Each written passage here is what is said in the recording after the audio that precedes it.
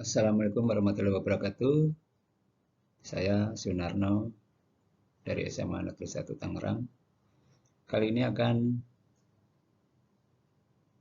memberikan gambaran tentang coaching supervisi akademik. Muatan pembelajaran yang berpihak pada murid terbagi menjadi 3 bagian, yaitu pembelajaran berdiferensiasi atau rancangan pembelajaran sesuai kesiapan belajar, minat, dan profil belajar murid. Pembelajaran sosial emosional, pembelajaran yang memperhatikan aspek psikologis murid. Kemudian yang ketiga, coaching, mengajukan pertanyaan untuk menggali segala potensi dan kemampuan yang dimiliki murid dengan tujuan menuntun dan mengarahkan untuk mencari solusi terbaik. Definisi coaching. Coaching adalah sebuah proses kolaborasi yang berfokus pada solusi, berorientasi pada hasil, dan sistematis, di mana coach memfasilitasi peningkatan dan performa kerja, pengalaman hidup, pembelajaran diri, dan pertumbuhan pribadi dari coachee. Selanjutnya, perbedaan dengan mentoring dengan konseling, proses di mana seorang teman, guru, pelindung, atau pembimbing yang bijak dan penolong menggunakan pengalamannya untuk membantu seseorang dalam mengatasi kesulitan dan mencegah bahaya. Sedangkan konseling adalah hubungan bantuan antara konselor dan klien yang difokuskan pada pertumbuhan pribadi dan penyesuaian diri, serta pemecahan masalah dan pengambilan keputusan. Menurut Ki Hajar Dewantoro, pendekatan coaching menjadi salah satu proses menuntun kemerdekaan belajar murid dalam pembelajaran di sekolah yang dapat membuat murid menjadi lebih merdeka dalam mengeksplorasi diri dan mengoptimalisasi potensi guna mencapai tujuan pembelajaran. Cara berpikir yang dapat melatih guru dalam menciptakan semangat Tutwuri Handayani dalam setiap perjumpaan pada setiap proses komunikasi dan pembelajaran, yaitu murid adalah mitra belajar. Persaudaraan dan ruang perjumpaan pribadi. Selanjutnya,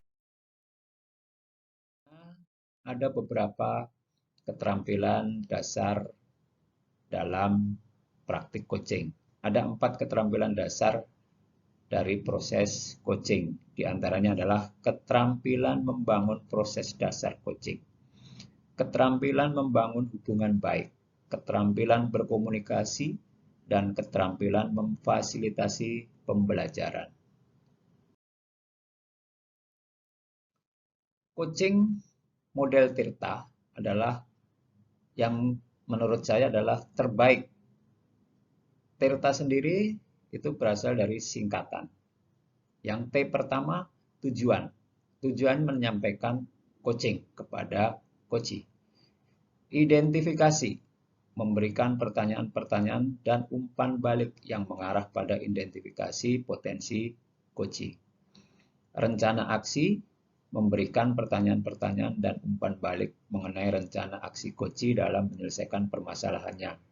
Dan T terakhir, tanggung jawab, memberikan pertanyaan-pertanyaan dan umpan balik mengenai komitmen coachee dalam menjalani rencana aksinya.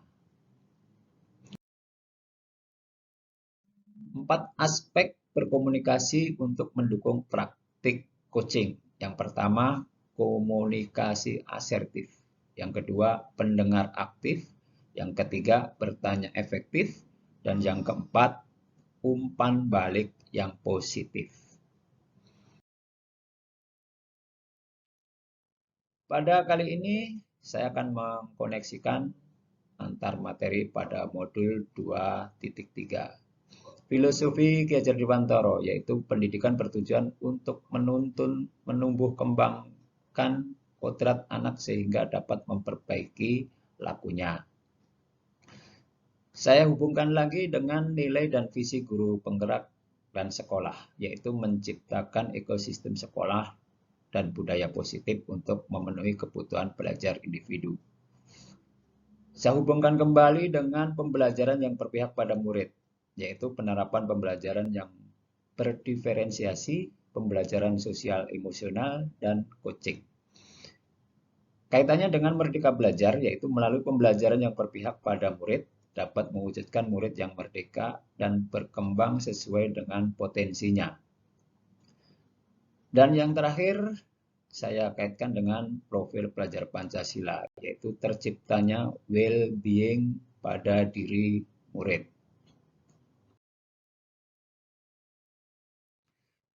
Pada kegiatan materi modul 2.3, bagaimana keterampilan coaching dalam menjalankan pendidikan yang berpihak pada murid di sekolah. Yang pertama adalah guru harus mengetahui dan memenuhi kebutuhan belajar tiap murid yang berbeda-beda dengan memberikan pembelajaran berdiferensiasi.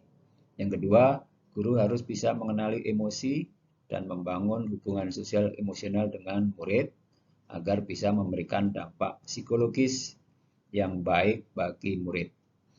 Dan yang ketiga, guru harus bisa menjadi seorang coach yang baik bagi murid-muridnya dalam mengembangkan segala potensi yang dimiliki murid. Demikian tadi pengertian coaching pada modul 2.3. Terima kasih.